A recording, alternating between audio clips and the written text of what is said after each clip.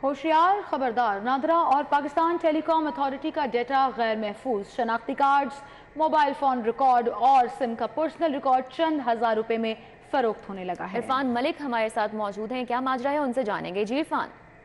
जी बिल्कुल सीमल, आपको बताएं कि एप्पल स्टोर के ऊपर देखा जाए या प्ले स्टोर जो एंड्रॉयड का है इसके ऊपर देखा जाए तो हजारों ऐसी जो वेबसाइट्स और उसके साथ साथ जो ऐप्स मौजूद हैं जिनके ऊपर नादरा और पाकिस्तान टेलीकॉम अथॉरिटी का जो डाटा है वो चोरी होकर फरोख्त हो रहा है। और सिर्फ इसके चंद हजार रुपए रखे गए हैं कि किसी की सिम की डिटेल्स निकलवानी है, किसी का CDR निकलवानी है या उसके शनाख्ती कार्ड की डिटेल्स जिसमें फैमिली ट्री जो है वो अगर निकलवानी है तो सिर्फ चंद हजार रुपए में ये तमाम चीज़ें अवेलेबल हैं। लेकिन इसके साथ साथ अगर देखा जाए तो ये एक बड़ा सिक्योरिटी रिस्क है कि किसी का भी पर्सनल डाटा जो एक पर्सनल इंफॉर्मेशन है वो इस तरह गैर कानूनी तौर पे चोरी होकर नादरा का और पाकिस्तान टेलीकॉम अथॉरिटी का जो है वो फरोख्त हो रहा है। और इस हवाले से आपको ये भी बताते चलें कि साइबर क्राइम विंग या नादरा में जिसका काम है ऐसे डाटा को महफूज बनाना या ऐसे अफराद जो इनके खिलाफ जो इनका डाटा चोरी कर रहे हैं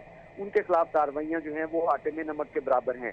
और इसी वजह से एक सिक्योरिटी रिस्क भी पैदा हो चुका है कि किसी भी शहरी की जो पर्सनल लाइफ है उसका डाटा जो है वो चोरी किया जा रहा है और उसके खिलाफ कोई कार्रवाइयां अमल में नहीं लाई जा रही। जी इरफान, बिल्कुल सही कहा आपने, बिलाशुबा ये एक सिक्योरिटी थ्रेट मौजूद है। बहुत शुक्रिया आपका। आपको